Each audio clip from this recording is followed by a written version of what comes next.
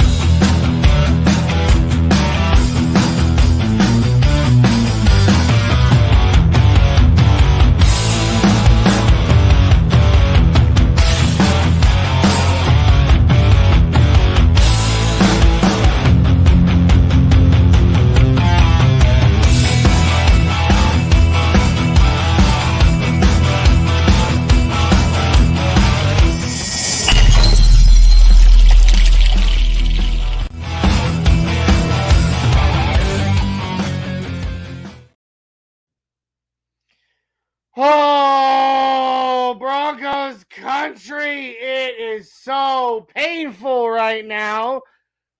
I am your host for the Buck Your Feelings post-game show, the Mile High Viking, Johnny Baki, and with me tonight, making his official Orange and Blue Network debut, the man, the myth, the legend, the 6'10" Mexican himself, Adon freaking Diaz. What's up, buddy? Welcome, first of all, to your very first official show on Orange and Blue Network. Thank you. I'm glad to be here. Are you as nauseous right now as I am? You know what? Man, I had a nice big bowl of pizza puffs before the game. And I'm really glad I ate it before the game and not during or after, because otherwise, yeah, I'd be chucking that stuff out. Dude, oh man. All right. So welcome, Orange and Blue crew and Broncos country, to the Buck Your Feelings post-game show. We definitely use this show to buck our feelings, and anybody who doesn't like the Broncos or doesn't like what the Broncos do, we tell them to buck their feelings. We tell them buck your feelings. We don't care. But the point is, tonight, we obviously have some very real feelings to buck off our shoulders. So it's time to do that. Let's get a little loose because we're about to buck. And it's time to get some of these feelings out and get them out there so that it doesn't ruin, because I don't know if you all are like me. It's very, it's kind of shocking how something that truly doesn't really matter in the grand scheme of my life, and, as much as, something like a football game or the outcome of a football game should affect my life in such a profound way. But hey, when the Broncos lose, my week sucks. It is that simple. So it's time. It's time to buck some of these feelings off our shoulders so we can get through the rest of our week, hopefully with a little bit of dignity and a little bit of sanity. So the Broncos walk into Ford Field in Detroit tonight. And literally, I'm pretty sure half the team was still asleep in the locker room. Or at the very least, like their inner souls were asleep in the locker room. What do you feel about it, Adon? I mean, it's like they didn't even show up, dude. You know what, man? It was terrible. It really was. And the thing that really kills me as a Broncos fan is because we thought that what we saw in Miami was the worst of it. You know, one of my favorite quotes that I've been hearing a lot this year from Stephen A. was the fact that, and he was when he was talking about this, he was talking about probably the worst teams in the NFL, which probably be like when the teams were playing bad. You know, good times were coming because they couldn't play any worse than what they were already playing. So that's where I thought the Broncos were heading. You know, now given what happened against Houston, that game was just like, okay, it was kind of like, you know, the Broncos. It was that close, dude. Yeah, they were that close.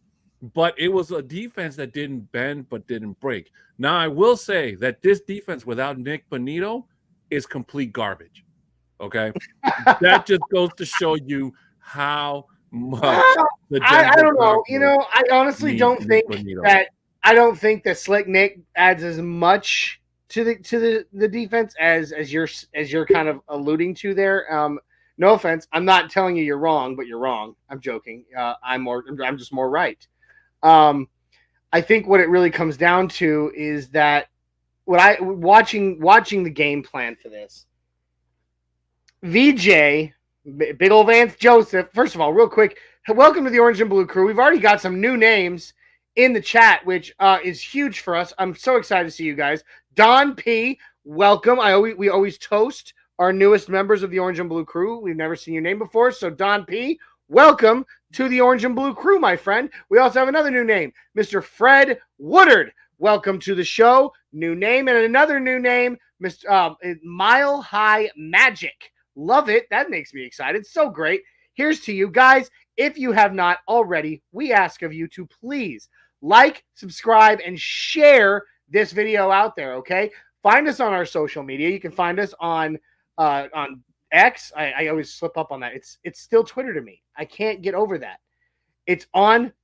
We're on X, we're on Facebook, and please, if you definitely have not, jump on over, find us on YouTube, subscribe, like, hit that thumbs up, ring the notification bell so you know when we go live, and you can join us again in the future and not miss any of our amazing content.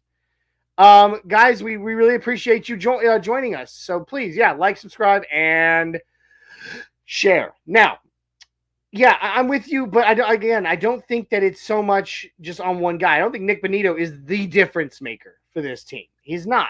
I'm sorry. If Pat Surtain were out, I think we would see a marked difference simply because that one player wasn't there. Well, you might be right on that aspect, Johnny, but the reason I say that is because Detroit's offensive line is one of the best in the league.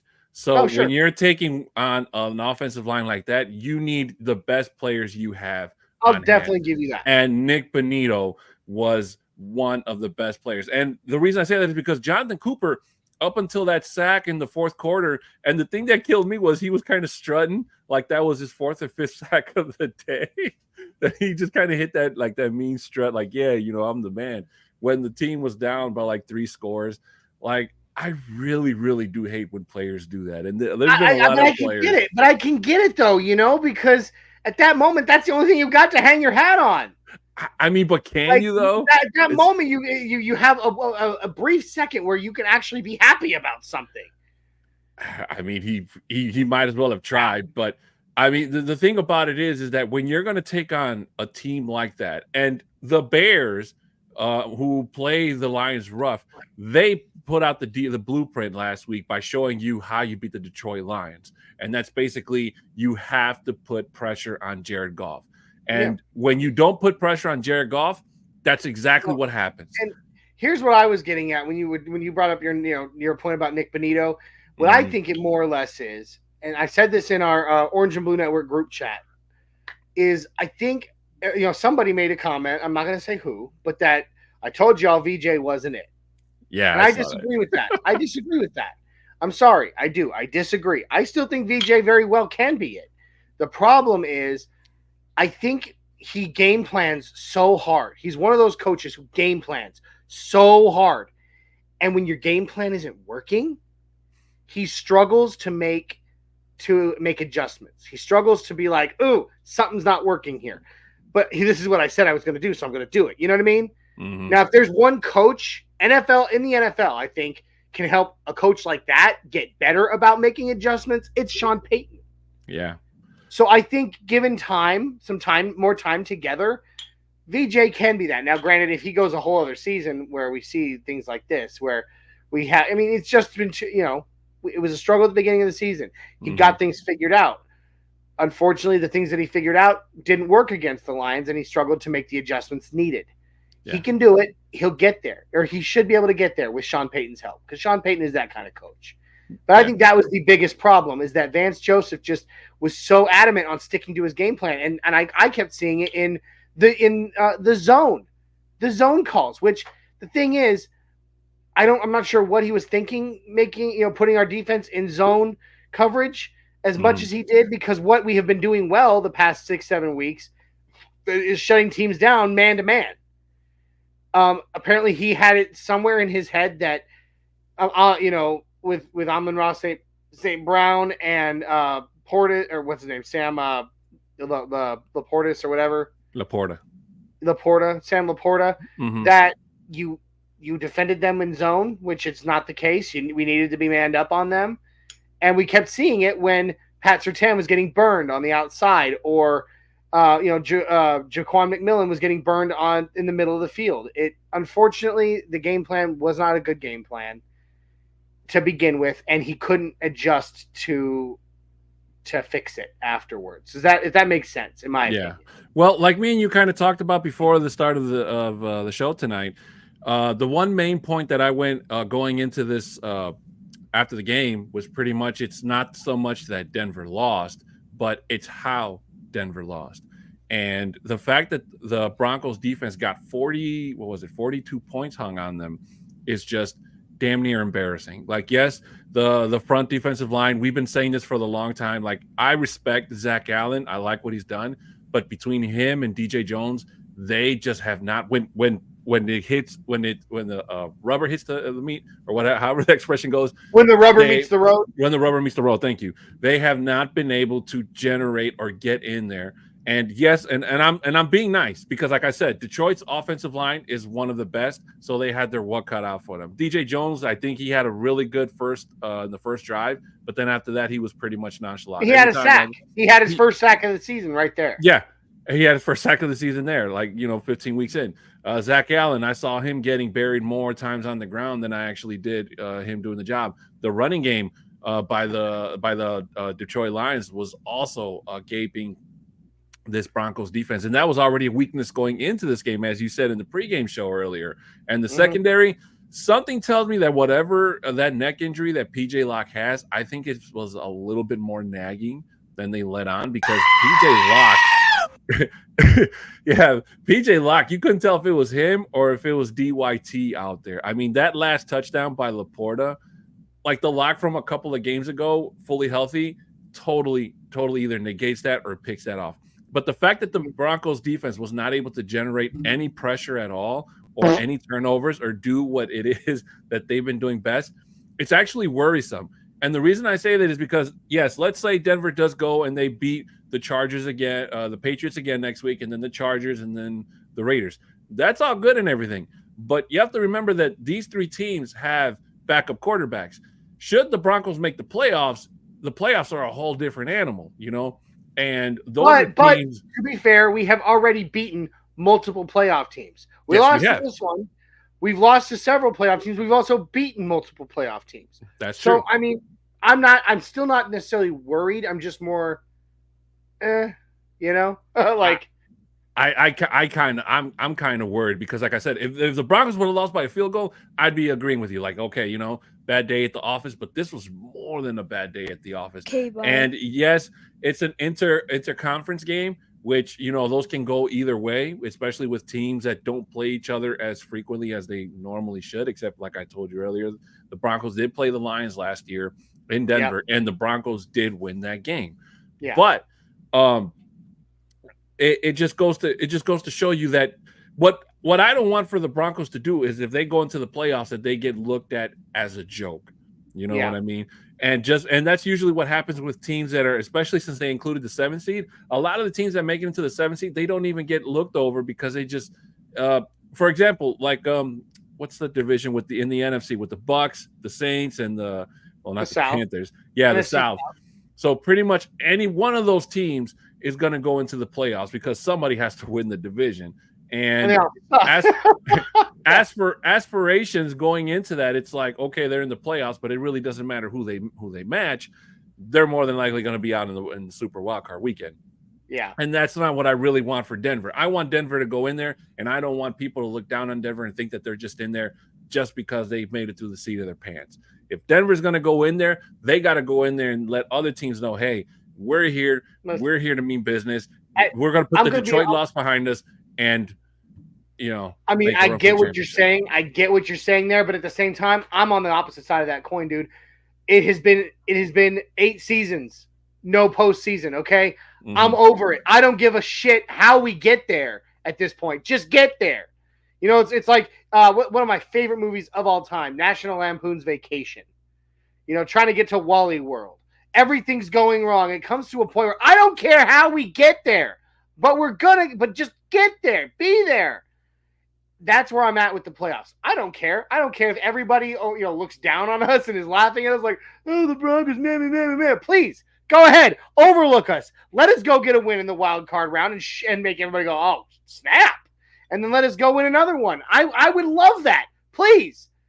I'm there for it, dude. I don't care how we get there. I just want to get there. And I could be alone in that, but it doesn't matter. I don't care what they say about us. I don't care what they say about the Broncos. I don't care what they say about our network, this show, myself, the other, super fans out there, all of us. I don't care. Just get to the damn playoffs, man. Like, let's have a winning season. Let's have something that we can hang our hat on and have a basis that we can now build around to go further later.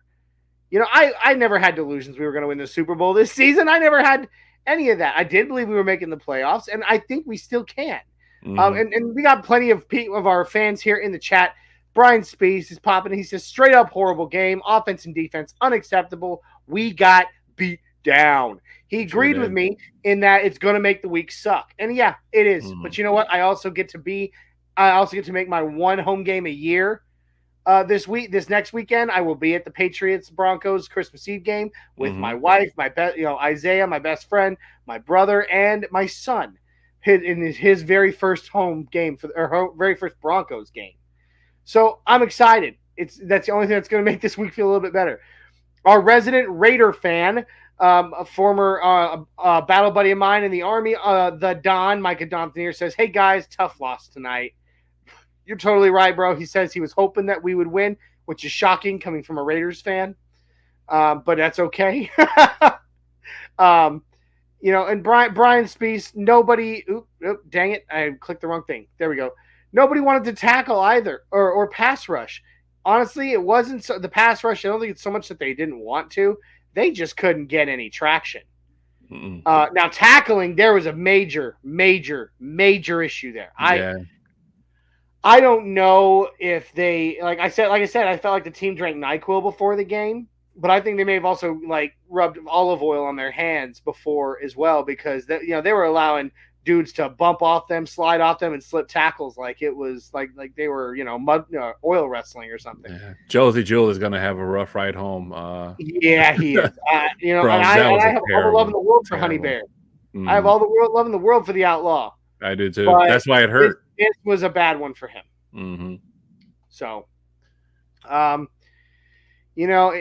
where we are at, it's not over. It feels like it is, and I understand that because we did know going into this game. If we won this game, we went from the 10th seed, or up to the 7th.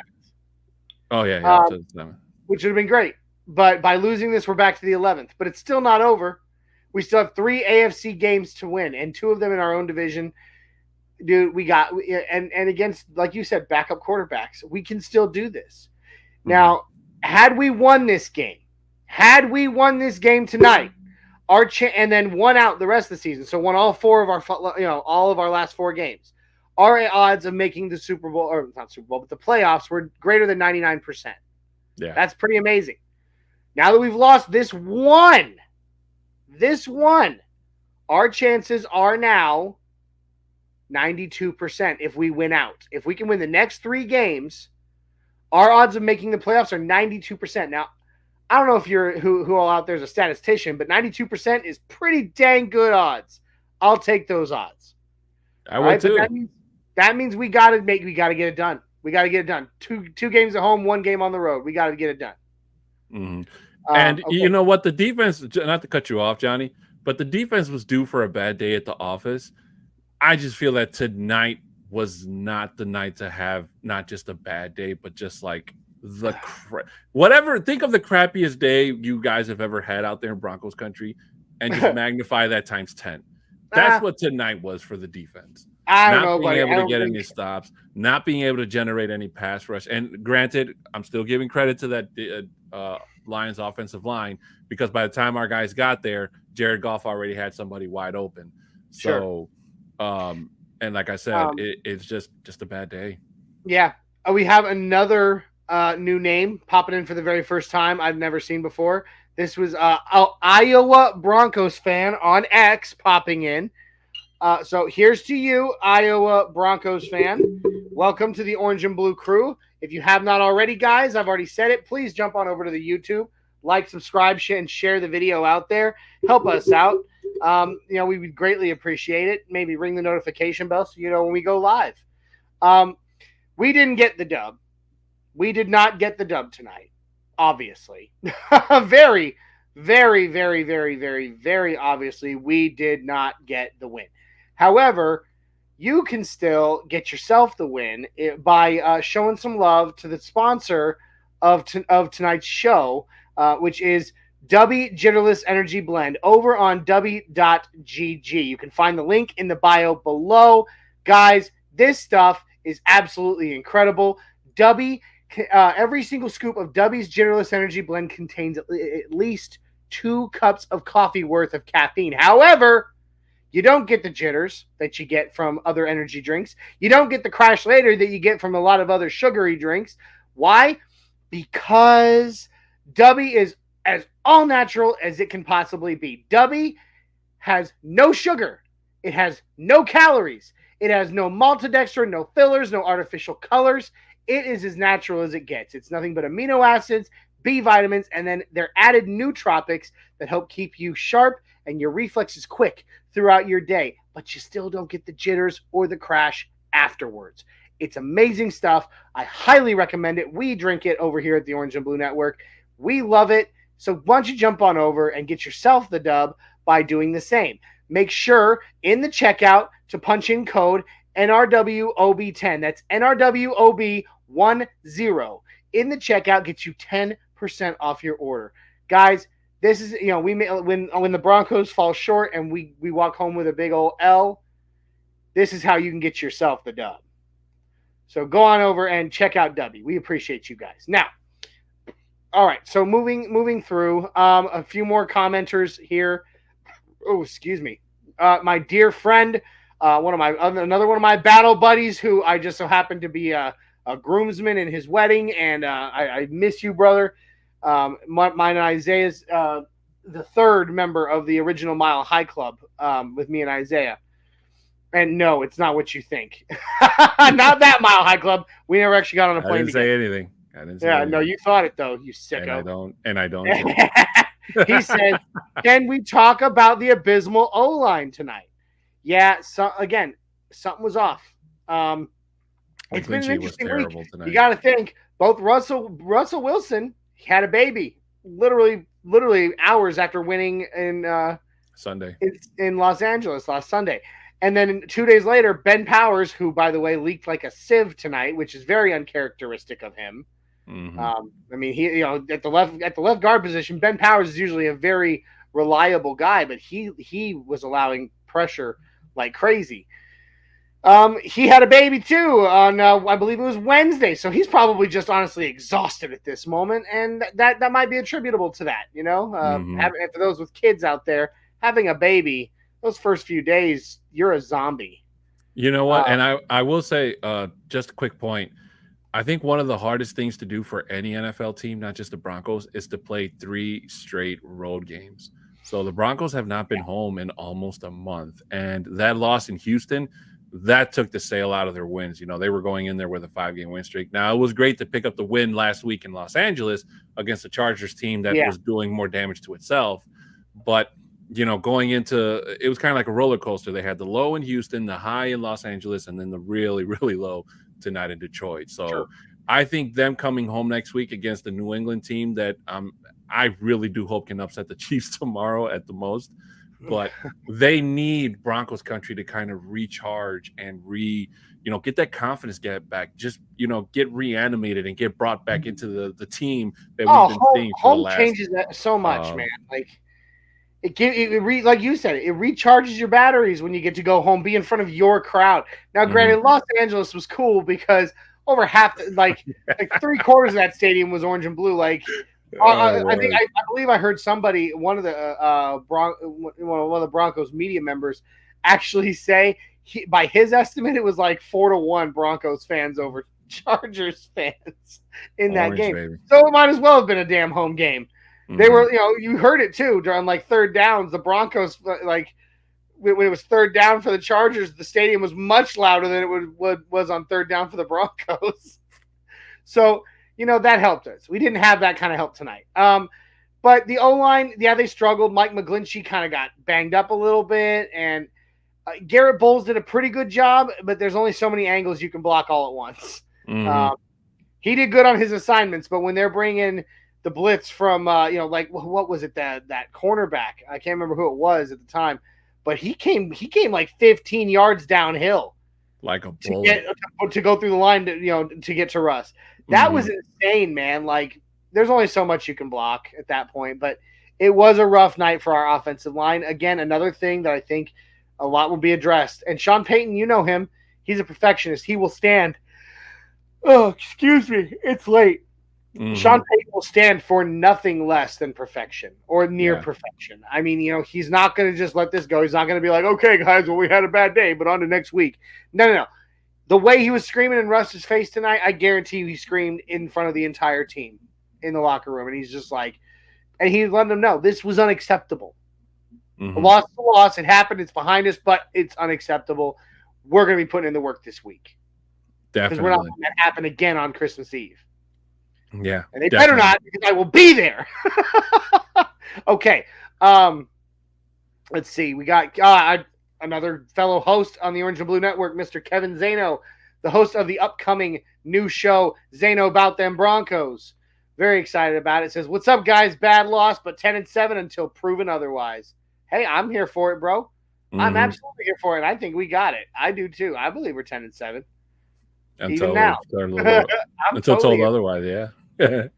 So let's see a few more comments, and then we can continue to talk about it a little bit, and then game balls.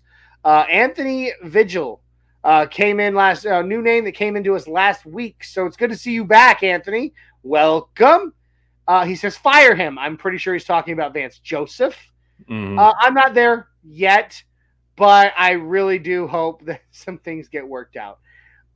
Who's this here? McClegg? Is that McCaig? I think it's McCaig. Cole. Another new name. Welcome, McCaig. Here's to you. Welcome to the Orange and Blue crew. Says the Broncos are a quarterback short of being a very good team. See, okay, you lose me there, McCaig. Russ is not the problem. I don't know how many ways I can state that. And you can think that's unpopular. You may dislike me for it. Russ is not the problem. Is there things he could be better at? Absolutely. Everybody could always be better about something, but Russ is not the problem. In fact, our offense really it was our offensive line leaking like a sieve tonight, putting him under immense pressure. He was pressured, I would probably estimate, at least 75% of the time. He was. And, he extended plays beautifully several times because he was always so under pressure. I'm surprised he wasn't sacked more than he was. Honestly, it wasn't Russ's fault. Russ is not the guy, and Russ is not the problem. So I'm honestly still very hyped on Russ. And me personally, I hope he sticks around for a while. Granted, he's getting older, so we do need to look towards the future to a degree. I could see us getting a young quarterback to groom behind him, but I'd like to keep him here to do that. So I'm lost on that. That's okay. That's a beautiful thing about these kind of shows. We can all disagree. We can have differing opinions in every way, but at the end of the day, we all agree on one thing, and that's that we love the Denver Broncos, and that's why we're here. So please come in here, bring your opposing opinions. I'm here for them. You can throw yours out there, and I will throw mine back to not necessarily disprove you, but my goal is to make, if I disagree with you, to make sure that you understand why I disagree with you. Yeah. I don't know how you feel, John, but I don't think Russ is the problem. I actually agree with you, Johnny. And the reason I say that is because Russell Wilson compared to last year, it's like night and day. And Russell Wilson and he's facing the same issues he had towards the end of his career when he was in Seattle, where Seattle's O-line was just worse than what he has now. So, and this is something that the Broncos have to learn to fix quickly, because I really don't see Denver next season moving on from Russell, and I don't think they should. No, I don't think they should, because it would be a huge dead cap space hit, unnecessary.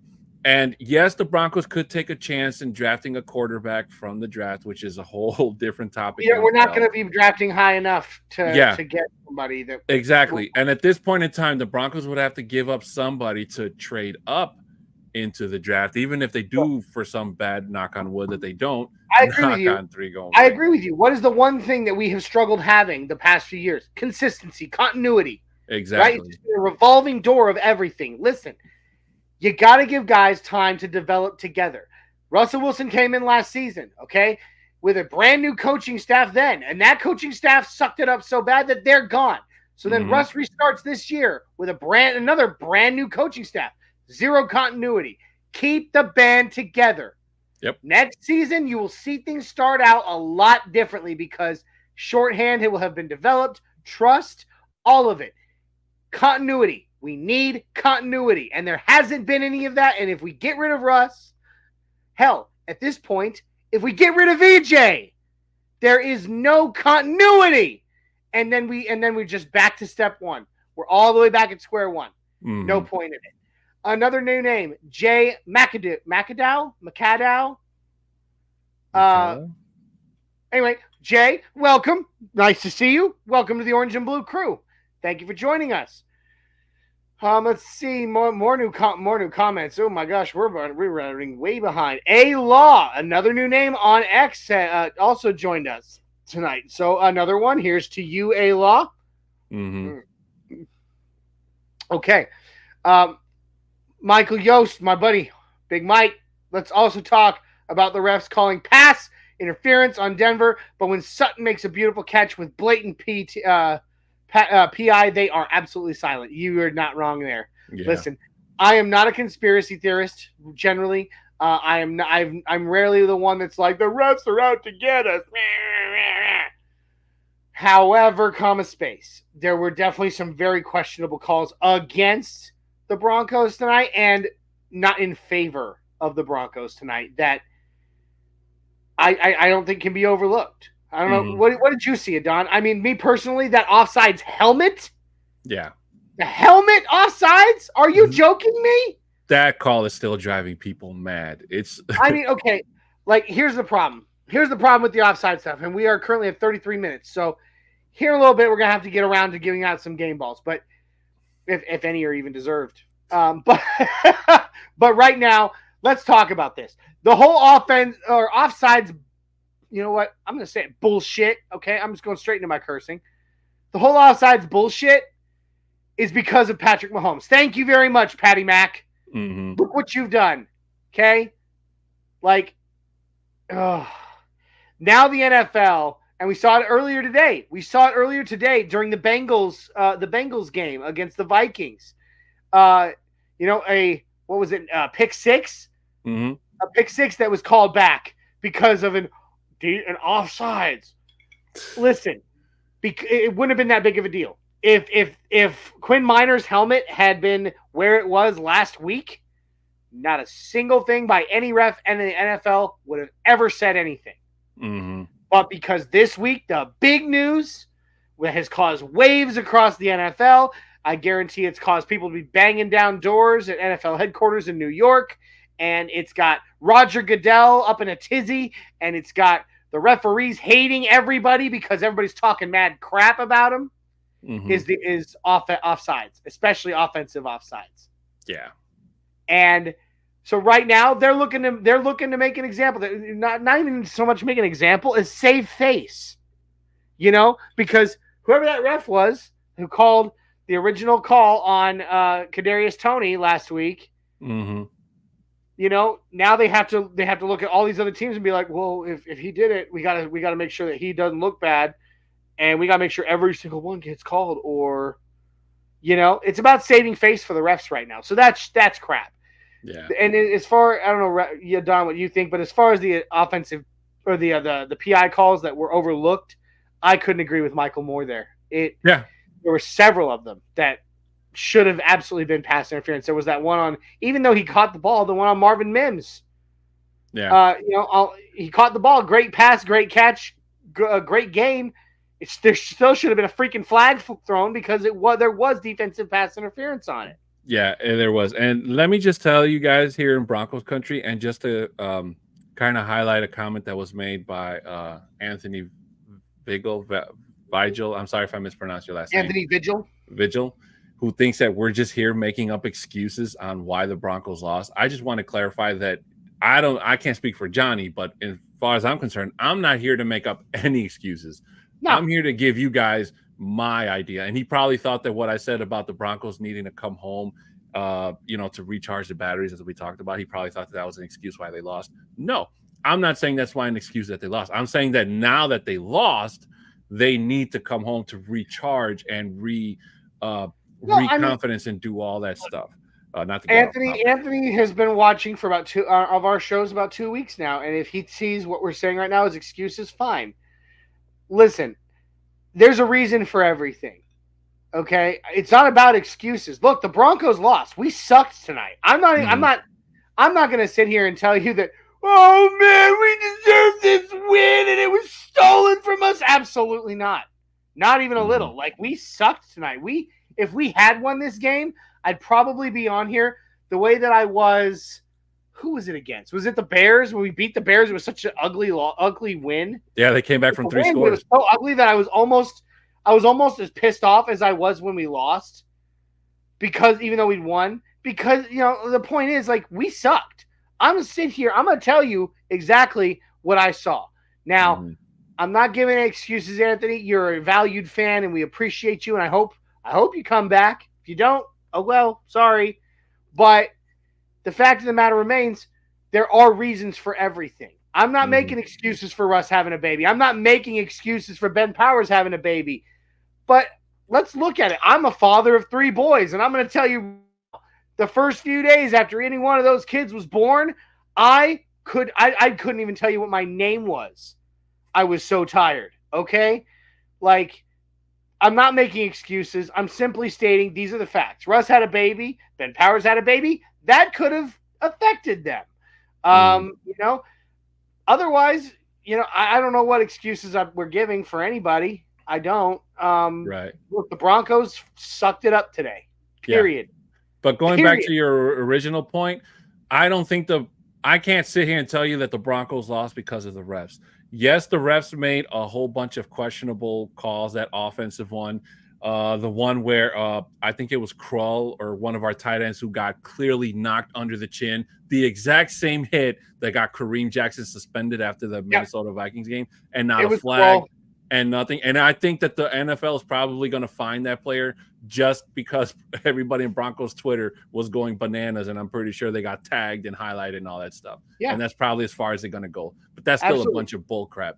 But I think that tonight the game was mostly lost because Sean Payton, I think, just went a whole different direction. He made a lot of calls that didn't make any sense. The field goal didn't make any damn sense. At that moment when you're down that many points, you don't go for a field goal. Yeah, yelling at Russell Wilson for God knows why, and it was one of those times where I wish I could read lips. Didn't make any You know damn what? sense. And the I fact that think he I didn't could challenge probably. 2 plays where that could have been a touchdown and that whole field goal thing decision could have been All right. averted was just I was waiting for this to come up, and I can't wait to talk about it. bananas. So, and we got it right here. Brian Speece, good buddy. We love you, Brian. Appreciate you. He says we did suck, and you're absolutely right. Now, We did. as far as I'm gonna give my point of view on both things that you just mentioned with SP. All right. Mhm. One, the yelling in Russell Wilson's face, and two, not throwing the challenge flag. Okay, so I'm gonna start with the challenge flag, even because I feel like this one's. I mean, I'd rather start there because chronologically that happened first. So the one thing about throwing a challenge flag, coaches can't see jack shit from the sideline. Okay, they don't have a good visual. All right, They rely on the booth. they rely on somebody upstairs in a booth who not only has a vision, has an upward or downward vision on the field, but also visual of monitors that go to all of the cameras to tell them, dude, challenge it. Okay, so it's not just on Sean Payton to not throw that flag. Somebody up there is telling him, don't throw the flag, do not do it. And honestly, I would have told him, me personally, knowing what I know about this sport, I would have been like, don't throw that flag, coach. Because here's the thing. In order for a call to be overturned, any call, the call on the field is like 75% accurate. Is considered that. Once it's called, it's going to stay that way, like 75%. Like that's the call, right? Mm-hmm. To overturn it, there has to be enough blatant evidence to prove beyond a shadow of a doubt that the call was wrong. The initial call was wrong. In this case, 2 plays back to back, both of which we could argue that either the ball broke the plane or even Javonte Williams' elbow with the ball broke the plane, resulting in a touchdown. The angles, every single angle that was possible they could possibly get was terrible. Mm-hmm. You could say, yeah, his arm crossed, but you couldn't see the ball. Okay, like I'm sorry, I know my own arm. There's about 2.5 inches between the back of my bicep to my elbow, the crease of my elbow. All right, my elbow might cross that line, but if that ball didn't cross, that's not enough evidence. To just be able to see my arm cross is not enough evidence for them to overturn anything. Mm-hmm. And if he throws that red flag, and they just and they don't overturn it, they decide nope, not enough evidence. I mean, they, like I said, to overturn it, it must be beyond a shadow of a doubt. So if there's any doubt that it's not that it's correct, it's going to the call is going to stand. That is literally how the rule is written. I've read it in the official rules. Mm-hmm. So Sean Payton, yeah, to all of us wonderful lounge chair coaches out there, we're all looking on going, throw the flag.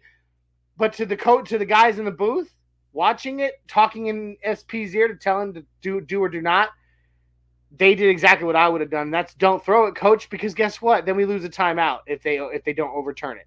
Yeah, but my only thing about that, my rebuttal to that is, if Sean Payton is confident enough to waste a timeout, especially in the second half when timeouts are really, really valuable, just to because I always felt like that first one he used, I kind of felt like he kind of needed it to kind of get a point across Russell Wilson. And to me, it was kind of like, why?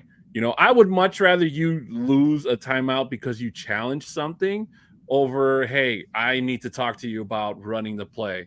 Or, I know a lot of coaches usually do it because the offense is falling behind, especially with the Broncos being on the road, and they don't want to delay a game.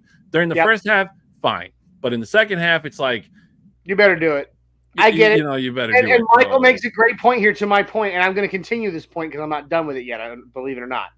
He says, but we lost the touchdown anyway. Yeah. You're right. But again, hindsight's 20/20. We couldn't have looked forward to know that. You got to play smart ball. And that's the intelligent call. Don't throw a red flag that might cost you unless you're absolutely sure that it's going to result in a positive outcome for you. It's as simple as that. Now, that being said, Michael also talks right here. He says, I agree on the first short run. I agree. But, homie, that second one, I think could have and should have been overturned. And this brings me to my next point. I think that's why Sean Payton was screaming in Russ's face. All right? You can only throw a challenge flag if another play has not been executed yet. Right? That's true. So, in that situation, Russ kind of didn't. I wouldn't say they played hurry up, but they definitely did not take their time getting back to the line, getting formed up, and snapping the ball. Sean Payton, very well, likely, honestly, just like Michael said, should have and could have, was probably waiting for the go-ahead from upstairs to throw that red flag. But Russ got lined up too quickly and snapped the ball, and now Sean Payton cannot challenge it. The ball has been snapped. Now there's no chance you can challenge it for an overturn. I honestly believe that's why Sean Payton was in Russ's face screaming, was that Russ cost him the opportunity to make that challenge.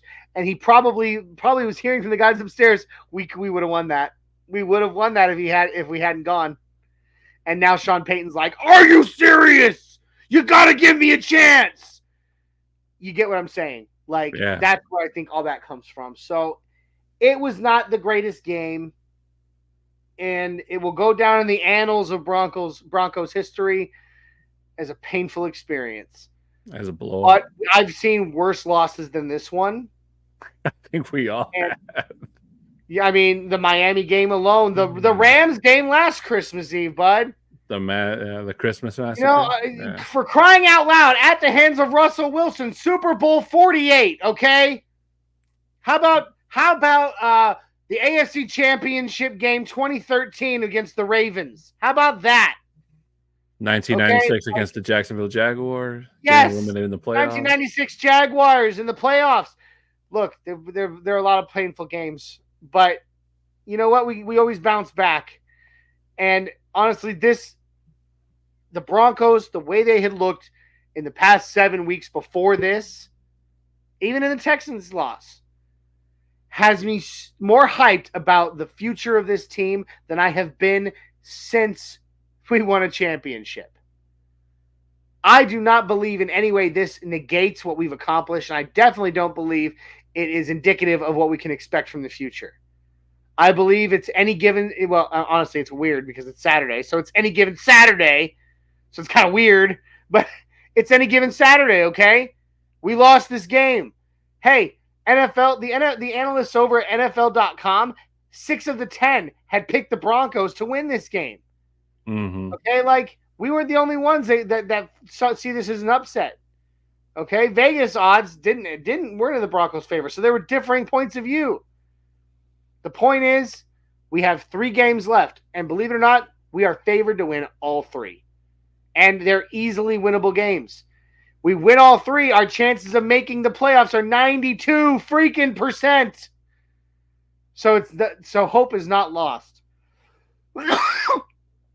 Excuse me. Mm-hmm. I got passionate, and my throat said, "Screw you for that, dude." Oh. No, I do believe that this was a bad day at the office, Johnny, and the Broncos can definitely bounce back from this. Now, there are some good news coming back on the way. Kareem Jackson's suspension is up after this game, so he will be eligible to come back next week.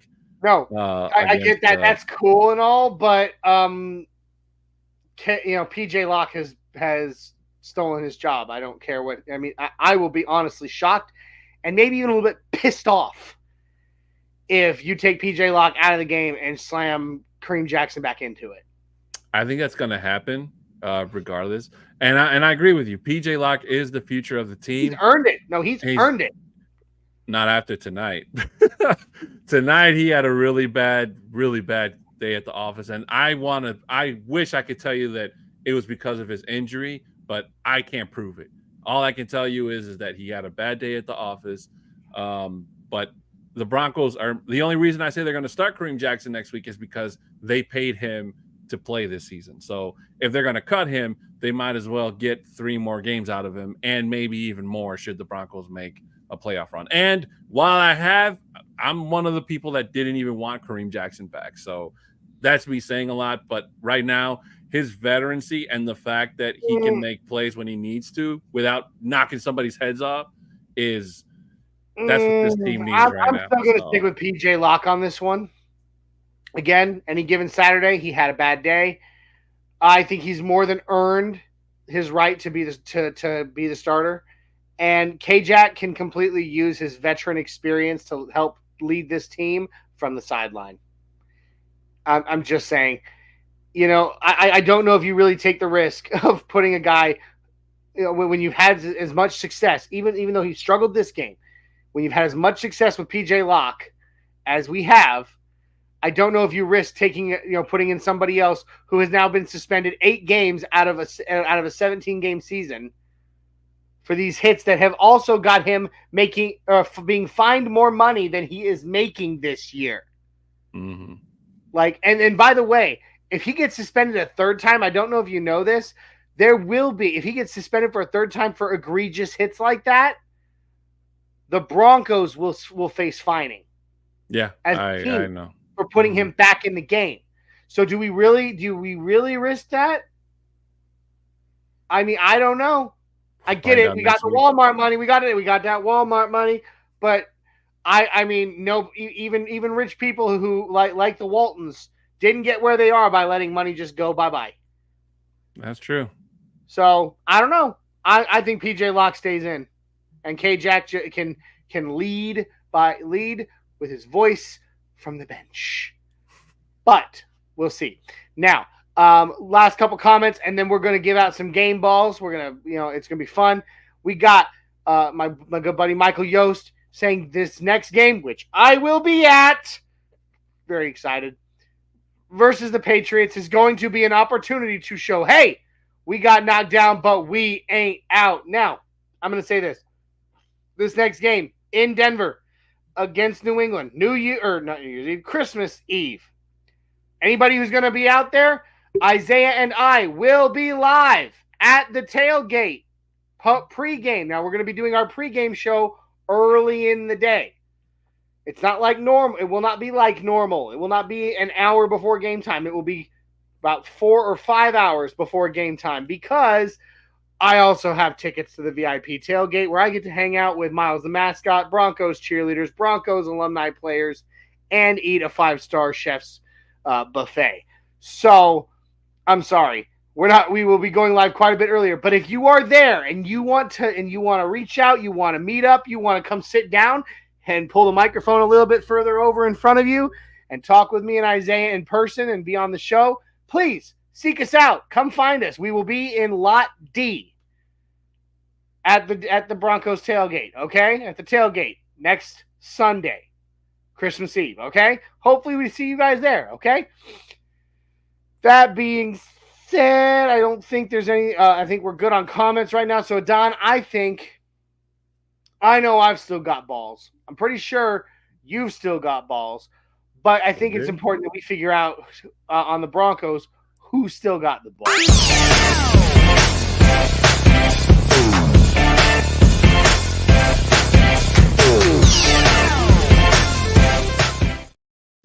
Woohoo! All right. Real quick, I know I just sounded like Mario. Yahoo! I want to give a huge shout out to my 3-year-old, who this week blew my mind. They've grown to love that new Super Mario Brothers movie, which, by the way, if you have not seen it, is phenomenal. It is. I love that movie. It was well done. Anyway, we were pulling out of the driveway on the way to school and work on Friday morning, actually. And as I shifted into drive, I said, "Let's go!" And my 3-year-old from the back seat goes, "Mamma mia!" And I was like, "Yes!" Well played, child. I love it. So I just had to do that. Anyway, guys, it is time for Who's Got the Balls, in which we give Orange and Blue Network game balls. They're completely invisible, but you can see it right here. This one right here, very expensive, actually. I put a lot of effort into the design work, and then of course having them manufactured was not cheap. So we're gonna take these beautiful and expensive Orange and Blue Network invisible game balls, and we're gonna give them to deserving players on the Broncos. Each of us today, since today is a loss, when we get a win, we each get 3 game balls. Today's a loss; we only get 2 each, because when we lose, you don't nobody unless something was crazy amazing, you don't know not everybody deserves a game ball. So, Don. As this is your very first segment of Who's Got the Balls, you get first pick. Who gets a game ball from you today, my friend? And you know what? I've been thinking about this as you told me, and for some reason I can't really pick one, man. But if I had to gun to your head, who gets a game ball? It would probably be Lil Jordan Humphrey, just for the simple fact that he had a touchdown pass, and even though it was contested, I mean, a part of me wants to say Russell Wilson because he only had like one really bad play of a few, which was the one where he tried to instead of going down and taking the sack, it looks like he tried to juke the defender, but the defender got the best of him and he fumbled the ball. But most of the sacks that Russell Wilson took were just because the O-line was bad. Well, honestly, given how much pressure was on him, he didn't take that many sacks. Yeah, he didn't take that many sacks, but he was pressured a whole lot more. Where certain plays that should have been made could have been made. So if you're who are you giving to? Are you giving to him, or are you giving to Humphrey? Lil Jordan Humphrey. Lil Jordan. I can get on board with it. All right, Lil Jordan. There it is. Lil Jordan Humphrey's got his game ball now. This is tough. This is really tough for me. Because I really want to give something to somebody on the defense. There's got to be somebody defensively that earned a game ball, yeah. Except, nope. I can't think of a single person on the defense that showed up in such a way today. Not even PS2 or Justin Simmons. And you know I have a personal relationship with Justin Simmons, and I can't even give him a game ball today. Mm-hmm. He played well. He had moments where he showed up, but nothing that stood out for any of them for me to really earn that right to get a coveted and rare Orange and Blue Network game ball. And they are coveted and rare, by the way. For real, like I'm gonna toss you one after this. You can put it up on your shelf there. I mean, everybody's gonna be jealous of you for having one. There's actually about 3 of them up on my shelf here, but remember they're invisible, so you can't see them. So I'm going offensively because the only bright spots today, in my opinion, were honestly offensively. So I'm going to have to give it to Jerry Jeudy. Oh my God, what did I just say? Okay, so after I trashed and destroyed and literally poured some lighter fluid, vodka, and maybe a little bit of gasoline at his feet, and then threw a Zippo at it last week to Jerry Jeudy. This week he redeemed himself. Big time. How many dropped passes did he have last week that would have resulted in good field position or even in a score? I would count 3. 3. How many open field and big passes with yards after catch did he catch tonight? 3. 4? Oh, 3. 3 or 3 that I would say were really great. Mm-hmm. He made up for it. And I bitched and moaned and I complained about the fact that he is a diva and had such a big mouth about, I'm not getting enough targets. And then they gave him targets and he dropped the ball last week right after bitching and moaning about it. But right now, right this moment, that first catch, oh my gosh, that first one he made, outstretched arms, which Jerry Jeudy doesn't make good outstretched arm catches. Those are the ones he drops. Mm-hmm. That was a great catch and run. He brings it in and with the yak, it's a 40-yard gain. Mm-hmm. Jerry Jeudy redeemed himself. I'm not going to say he's redeemed himself in the grand scheme of his career with the Denver Broncos. Absolutely not. If there was one receiver on this team right now that I would have no problem watching walk and go somewhere else, it's Jerry freaking Jeudy. Yeah. But tonight alone, he redeemed himself for last week, and therefore, Jerry Jeudy, game ball. Don't drop it. He dropped There it. it goes. He dropped it. He dropped it. Michael Yost brings up a great hit real quick on Jerry. Took a hell of a hit. Yeah. I mean, he did. And you know what's shocking? Honestly, I think even though I'll 100% admit that it was a legal hit, it was just a hard one. If a Broncos player had made that hit, the conspiracy theorist in me is waking up for just a second to say we totally would have gotten a flag and maybe even ejected for that. Yeah. Not to mention he kind of did do a little John to the two dudes that tackled him. Just saying. But anyway, moving on. So we now have Lil Jordan Humphrey and Jerry Jeudy, both wide receivers, getting game balls. Who's next, Adon? You get one more.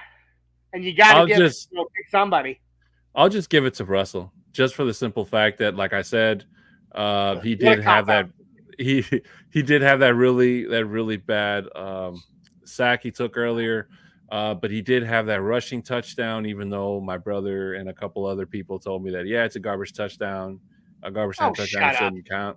But it's like, I mean, a touchdown's a touchdown. It still counts whether it's a garbage one or not. For those that don't know, poor Adon's brother. Here's the funny thing. Okay, Adon and his brother both born in Mexico. No, my brother's born here. Oh, okay. Sorry, you were born in Mexico. Yeah, I was born anyway. But you immigrated here with your family. Mm-hmm. Adon lives in Chicago, in the Windy City. He is a Broncos fan. His brother is a Lions fan. So tonight was a bad night for Adon. Oh. I feel for you, my friend. He took it easy on me. So that's all I can say about that. So anyway, so why does Russ earn a game ball regardless? Even though he had that fumble. By the way, I'm almost out of alcohol, so we need to keep this moving. Yeah, well, I mean, just keep, like I said, like his worst play was that sack he took when he was trying to make a juke play. But when he did have to scramble, he did make a couple of really good plays, like that really first play off that drive where he threw it to Jerry Jeudy and he ran. The running game was totally absent, but that again also falls on the offensive line not opening up any gaping holes. And there's a lot Russell could have done to improve to not have gone into the first half with 0 points on the board. But I mean, I didn't think it was so much his fault, man. The pressure. It was the pressure. The pressure and the fact that the defense wasn't able to get punts outside of the first quarter. So if you had watched our pregame show, my key to the game was to bring pressure to disrupt Jared Goff. Mm-hmm. The Lions accomplished on us what we needed to accomplish on them. Yeah. Now, Russ is actually, unlike Jared Goff, Jared Goff generally is one of the worst in the league when pressured. Yeah. Russell Wilson, on the other hand, is one of the best. And we saw that tonight when he would make those brilliant passes. Especially, there was that one where he hit, it was one of our tight ends. It was Troutman. He was about to take a sack that would have, if he had been hit with it, would have knocked him into last century. And he still managed to get a small, just floater pass into the arms of Adam Troutman, who took it, 30 yards almost? Yeah, that was a great one. Beautiful thing. He is great under pressure, generally speaking. But even he is not infallible while under pressure. Pressure changes the game for any quarterback. I don't care if your name is Dan Marino. I don't care if your name is John Elway, Joe Montana, Tom Brady, Patrick freaking Mahomes, Russell Wilson, whoever you are, pressure does make it more difficult for all quarterbacks. Mm-hmm. That was Russ's problem tonight. Pressure. Too much of it. Too much of it. Under pressure. Anyway, all right. So now it's my turn to give my final game ball. This makes it this is hard. This is really hard. Because we've already given two wide receivers and our quarterback. And I've already said it. I can't think of a single player on the defense earning a game ball today. So I'm going to have to go offense. And as we've already given to 2 wide receivers and our quarterback, this is tough. But I'm going to give mine, in a weird way, to Samaje Perine. And the reason for it, no touchdowns for Samaje. No big, brilliant, insane runs, and he did not in any time become the receiver threat that we've seen him become, like on a 2-minute drill. My God, Samaje Perine on this season, he is a 2-minute drill weapon, like unlike anything I've ever seen. Like you put that guy in, screen pass, or bubble pass the guy, and he is gonna get you first downs like crazy. But as much as I'd love to give it to Cortland Sutton, I can't. I'm not going to. Rather, I don't think he had that splash moment. But as far as the run game goes, Samaje Perine kind of carried the running back room today. It oftentimes splits between him and Javonte. Javonte just kept getting stuffed at the line. Yeah, he had a bad day. He not a bad day, but not a good day. He just had a day. He was there. He did his job. He earned his paycheck. He just didn't earn a bonus. Samaje Perine, on the other hand, while he didn't get all that many touches because they were really shutting down our run game, he was getting some pretty good chunk runs, 7, 8, 9 yards. He was fighting for every inch, and he did it. He did it well today, and I was impressed because they shut our run game down. Period to end. But he didn't give up on it, and he kept pushing hard. So, well done, Samaje. There it is, the first time in the history of Orange and Blue Network that all game balls went to one side of the ball. And it wasn't even on a week that we won. Oh, it's disgusting. Hurts. Makes me nauseous. I'm grossed out now, dude. Damn it, Johnny! Anyway, so that is it for Who's Got the Balls. A couple last comments popping in here. Michael Yost. Russ, I think, will take us to a Super Bowl. If not this year, if consistent with coaching and players within the next 2 seasons. I am totally here for that, Michael. Like, for real, bro. And as my wife would say, I'm totally here for that, Mukel. Like, it's a thing. She's like Mike and my wife were almost uncomfortably for me close. but I don't have to worry because he also knows that I would have killed him. Mike, it's good. I'm so glad you came on the show. Please tell that beautiful, amazing wife of yours that I love her, I miss her, and hello, and your 2 amazing, beautiful daughters as well. I hope to hear from you soon, buddy. I miss you. That being said, Don, do you have any last thoughts? Like, give me any final thoughts you have regarding the Broncos, the state of the Broncos right now following this game before we get out of here. First of all, I want to say that I was right and Johnny was wrong about everything you guys heard here tonight. All right, you're fired. No, but if anybody asks you guys, we are still writing. Johnny and I still say it. I have a cup That's right, baby. Ride. We are still writing, folks. It is not the end of the tunnel or the light or whatever it is you want to speak, because Broncos Twitter tonight has been just a very, very sad place to be in tonight, and respectfully so. But I haven't even looked at it, and I don't think I'm going to till tomorrow. I wouldn't advise you. So we just have to put this behind us and look forward to the future, because to be honest with you, the next time that the Broncos have a chance of seeing the Lions at all in the future is if both teams make it to the Super Bowl. I'm sorry, real quick. Michael corrected me. 3 daughters. I keep forgetting. I can't believe I just said 2. I haven't met the third. That's why, okay? I haven't met the third. I've only met the 2. It's not my fault, okay? Shut up, Don. Keep your mouth shut, okay? God. But it's on to New England. Hopefully New England beats Kansas City tomorrow, so that'll give us a little bit more to smile about for the week. But these next 3 games are winnable for Denver. Denver can win it. We can turn things around and make it to the playoff spot. The only thing we have to keep in mind and remember is that should the Broncos get to the playoffs, guys got to remember that the playoffs are a whole different beast, and hopefully the defense learns from what happened tonight, and that what happens tonight doesn't happen at all, and they learn from their mistakes. Vance Joseph needs to really really learn from what happened tonight, because tonight was almost a glimpse of what we had to go through in Miami, only not that bad. But we know that if the Lions really wanted to, they could have done like the Raiders did to the Chargers earlier this week and put the pedal to the metal and never let go. But yes, sir.